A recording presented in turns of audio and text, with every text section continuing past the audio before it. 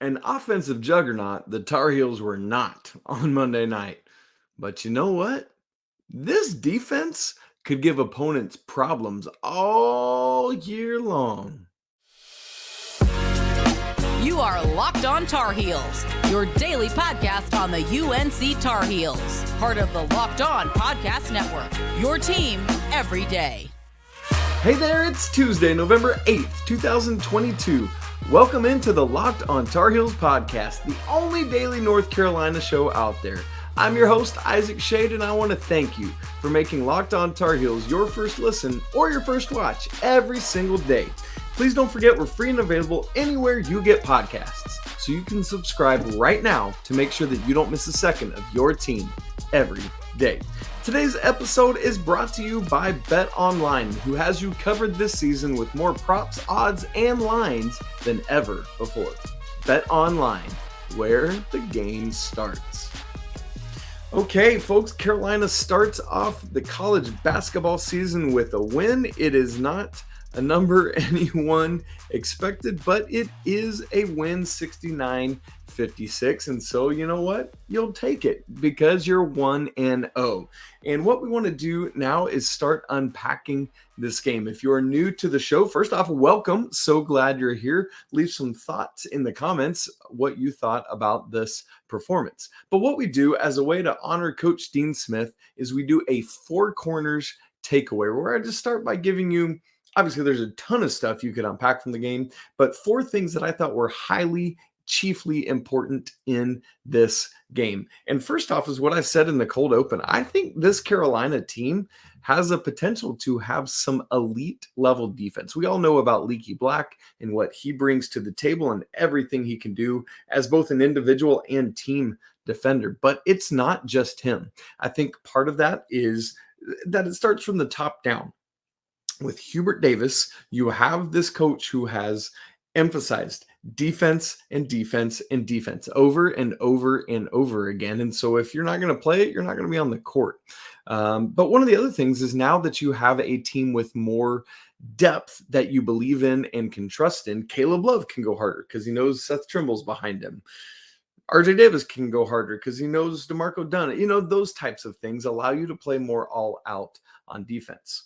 But what we saw when you're just looking at, I mean, this is just the raw numbers for UNC-Wilmington, but they finished the game shooting 29.3% from the field, just 17 of 58. And I know, like, you're thinking inferior opponent. Well, they're not too inferior. They only lost to Carolina by 13 in the Dean Dome, right? And so the fact that Carolina is able to say, hey, even on a night where we're not offensively killing it, we have the ability to hold our opponent down. Not only was it just standard field goals, they held UNCW to 4 of 16 from the three-point line. Not that the Tar Heels did any better, but still 25% is a number you can live with from the three-point line, and anything under 30%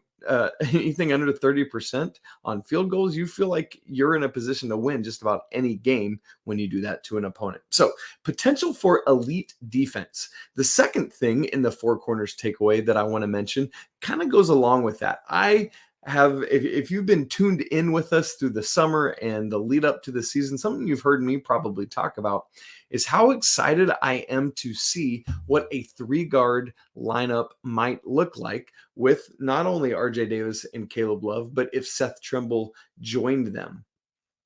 We love Davis Love the third, right? That's what I'm calling this season for RJ and Caleb. RJ Davis, Caleb Love, it's their junior year, so it's the third year. And Davis Love the third, the golfer, is a Tar Heel. So it just makes sense. Anyway, I wanted to see Davis Love the third with Seth Trimble. And we got what we were hoping for towards the end of the first half. The only thing was we got more than we bargained for. It was a four-guard lineup. You had those three guys plus DeMarco Dunn. So the four guards you think are going to be prevalent in this backcourt and going to get the most minutes are all out on the court together, along with Pete Nance playing the five. And so I was really like, I was even more taken aback because I assumed we'd get the three of them, like a wing, a Leaky Black or a Puff Johnson type, even though Puff wasn't playing in this game, and a big, which we did in Pete Nance. But that's what I've been looking for, is the three guards, a wing who can be a small ball four, and then either Bacot or Nance as the five. But we got these four along with Nance, and they really only played two defensive possessions together. Bacot came in for the offensive possession on the other end, and RJ Davis got a layup there. But in those two possessions, the Tar Heels forced the shot clock ran down. UNCW got a little bit frantic and had to travel. And then the other one, another where they just stymied UNCW's offense and were able to force like an end of first half desperation 3-point attempt, but really did a great job. Now, in the second half, we got a good bit more of what I wanted, or what I assumed this type of lineup would be. The most typical thing we saw was the four starters minus Armando Bacot, who was in foul trouble. He was saddled with four for a good portion of the second half. And so Seth Trimble came in for him. So you had that three-guard lineup, Davis, Love, and Trimble, plus Leaky Black, plus Pete Nance. And man, that was a lot of fun to watch, because honestly, for UNCW, when you look at their numbers, they shot a really good 36% in the first half, and you look at 36% from the field and think, ugh. But when you compare that to the 24% they shot in the second half, you'll take it. So that second half, what the Tar Heels were doing, man, that could be replicable with this three-guard lineup and cause teams absolute fits. Would love to see Coach Davis continue to tinker with those guys together. Okay. Four corners, part number 3. And this is all about the bench. One of the things we've wondered a lot about is depth coming off of the bench. And I think we haven't been thinking or talking about it in the two appropriate ways, because we've just been talking about the fact of Coach Davis using more depth. We haven't really talked much about the effectiveness of that depth, because Coach Davis is only going to use depth if it's effective. Makes sense, right? Well, you had 9 guys play in the first half within the first 13 minutes. You had the 5 starters plus Seth Trimble, DeMarco Dunn, Dontrez Styles, and Tyler Nickel. And honestly, both Trimble and Dunn played double-digit minutes, 15 for Trimble, 14 for Dunn. Tyler Nickel played 6, and Dontrez only played 3 in this game, very interestingly. And then obviously, as I said, Puff Johnson was out, and then Jalen Washington isn't ready yet from injury to come back himself. So you had this 9, but those are the only 9 that played. But the problem is, it's not just about getting them in the game. It's about them performing at a high level. Well, 6 points. From those 4 reserves, you had a total of 6 points, 4 from Seth Trimble and 2 from DeMarco Dunn. Carolina has to get more. The 3 leading scorers, I mean, it was a 3-headed monster of Caleb Love and RJ Davis, each with 17, and Armando Bacot with 16. You got to get more from the bench. We'll be looking for that at Charleston, or versus Charleston, on Friday. And then the last thing of the 4 corners I want to say is this. It's not about the game. It's not about the stats. I want to remind us all to breathe. It's a long season. A lot of games ahead. Going to be a lot of them, in fact, in a short span over the next 2 or 3 weeks. So just breathe. I know this game was probably frustrating for a lot of you listening and watching out there. I know it's like, why can this team, who just looked dominant against Johnson C. Smith in the exhibition game, not do similar things? I honestly thought Carolina would. I thought they would run away with this game, but they just didn't. The offense just wasn't there. But breathe. Patience. Coach Davis, the coaching staff, I believe at this point, even though it's been a year with him at the helm, they have earned that trust and that capability. So stay with them. They'll get it. We'll see. Okay. Well, what I want to do, though, next is, in the same breath that I'm telling you to breathe, I do want to point out several things that concerned me on Monday night in the game. because it might be bigger implications than just this one night. What are they? Well, we'll talk about it in just a minute after I tell you about Nissan.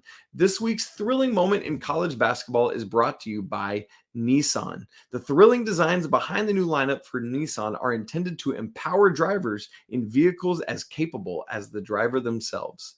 When I think of unbelievable abilities on the court for this week's thrilling moment, it has to be going back to the NCAA tournament and North Carolina's unbelievable Final Four victory over Duke to end Coach K's career and send the Tar Heels to the national championship game.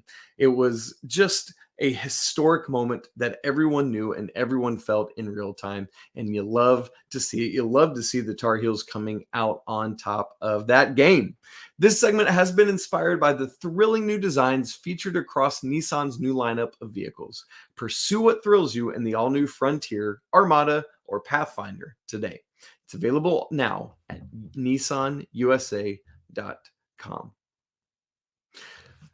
Love you being with us on Locked On Tar Heels. If you wouldn't mind, for your second listen today, check out Locked On Sports Today. It's from the games that matter the most to the biggest stories in sports. Go beyond the scoreboard and behind the scenes with local experts and insights that only Locked On can provide. Locked On Sports Today, available on YouTube and wherever you get podcasts.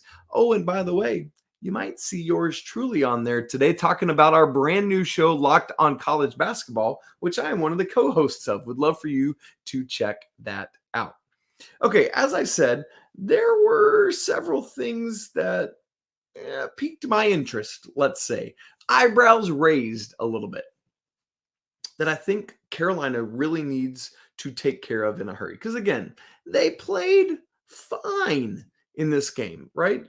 But let's call them out. Let's hold each other accountable for what needs to happen, as we know that the coaching staff in the coming days. First off is rebounding. The North Carolina Tar Heels just got out rebounded by the UNC-Wilmington Seahawks 37-32, a Colonial Athletic Association team. You definitely thought you would be hearing me say those words, right? No, absolutely not. There is no reason for that to be happening. Now, I know with a team that's missing as many shots as UNC-Wilmington did, shooting under 30%, they're going to have a lot more opportunities for offensive rebounds, but Carolina should be corralling those defensive rebounds. No reason not to. All of last year, Carolina was out rebounded 3 times. And here we are, game 1, being out rebounded by UNC Wilmington. Interestingly enough, that is going to have to change and is not something I would have guessed was going to happen in this game. Another thing that has eyebrows raised for me too is assists. Carolina had just 4 assists on their 22 made baskets. You'll recall back to the postseason when the Tar Heels were really, really going, they were sharing more than having assists on more than 50% of their made baskets. And that is what needs to continue to happen. In fact, in this game, Pete Nance is your leading assist man with a whopping 2. 2 assists for Pete Nance leads the team. And then you had 1 for RJ and 1 for Armando Bacot. That's pretty wacky to me. But there is some good news, a little bit of a silver lining. Carolina only had 9 turnovers. And that there's something to be said for that, because you're playing a pretty pesky defense. It's the first game of the season, and typically you're just more sloppy in those moments. And hear me not saying there weren't sloppy moments. There were. There was a backcourt 10-second violation that should never have happened. Things like that.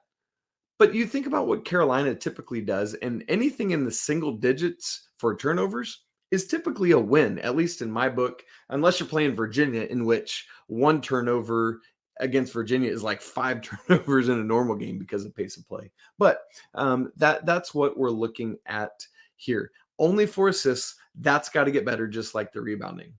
And oh, by the way, speaking of the number 4, that is the third eyebrows raised thing I'm looking at coming out of this game. North Carolina only had 4 fast break points. 4. and all of them came in the second half. Looking back, I made note of it. The first fast break point came 30 minutes and 28 seconds into the game. It was Seth Trimble with a layup off an RJ Davis bounce pass in transition. That's 2 of your only 4, 4 fast break points for this game. That's just not going to cut it for what Carolina needs to do to be at the top. And then the final eyebrows raised thing I want to point out is the 3-point line. I talked about how miserable UNC-Wilmington shot from the 3-point line, 4 of 16 for 25%. Well, don't go getting all high and mighty because the Tar Heels only made 2 of them in 10 attempts. I don't know what I'm more shocked at, that Carolina only made 2 3-pointers or that they only had 10 attempts. That's very low for a Hubert Davis coached basketball team. When you look down the list, RJ Davis took 3, Caleb Love took 4, 1 from Leaky Black, 1 attempt from Pete Nance, and 1 attempt from DeMarco Dunn. That's it. Those are your 10 3-point attempts. That's almost more shocking to me than is just making 2 of them, 1 each for RJ and Caleb. Now, the shots that RJ and Caleb made were beautiful, but Caleb's was very early in the game. I think it was points 3, 4, and 5 for the Tar Heels. So only hit 1 more in the final 38 minutes of the game. Tar Heels are going to have to get things, and again, they're going to. It's just things that But once again, I'm not concerned. Not worried, going to relax. But if any of these start to become an early season trend, let's talk again, because then it starts to change. But if it's just a one-off, a misnomer, that's fine. But we'll learn more against College of Charleston on Friday night. Stay tuned for that. Well, I want to wrap up by pointing out a couple specific players from this game, and I want to give you my shady stat of the game. It's something we do after every North Carolina football and basketball game. But before we get there, and before we do that, I want to tell you about BetOnline.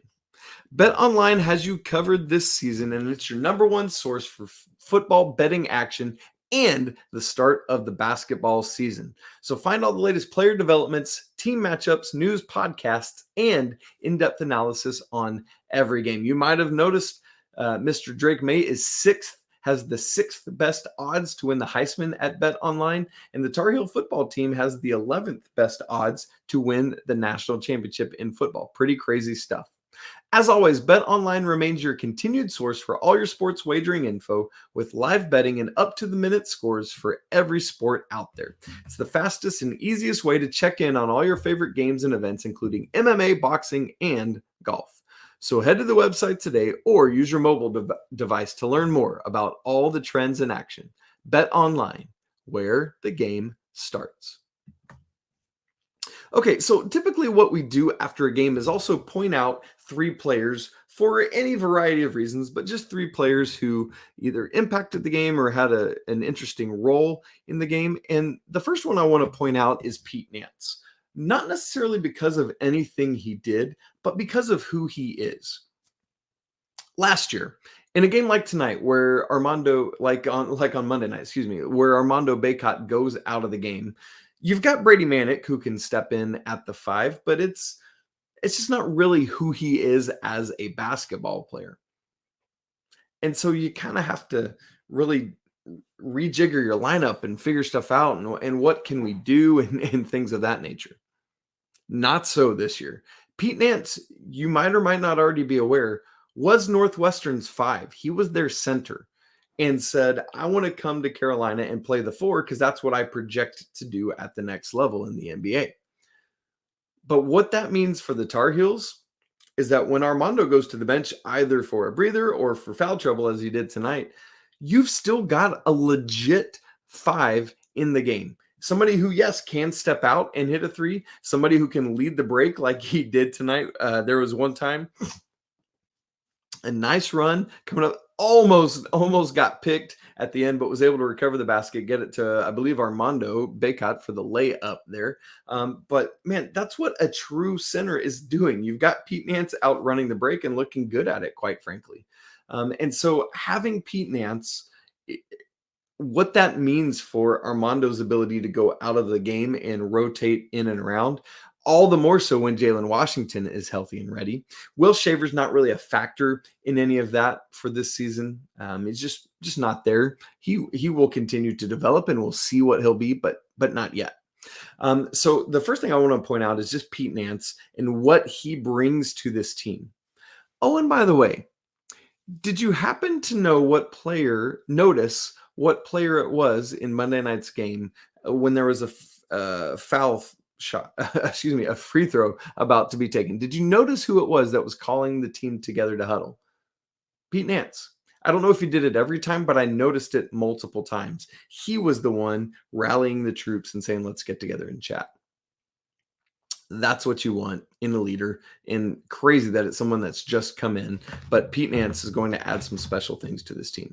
The next person I want to talk about is Armando Bacot, who had 16 points and only, I'm doing air quotes, 9 rebounds.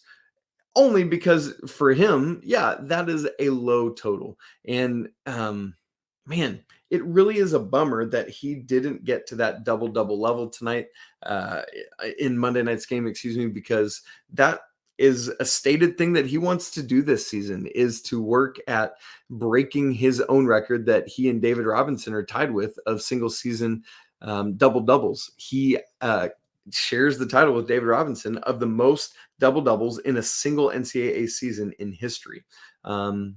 But unfortunately, in Monday night's game, just wasn't able to start off the season at that threshold. And he's going to have to pick it up, because you can't miss many games if you want to hit that high.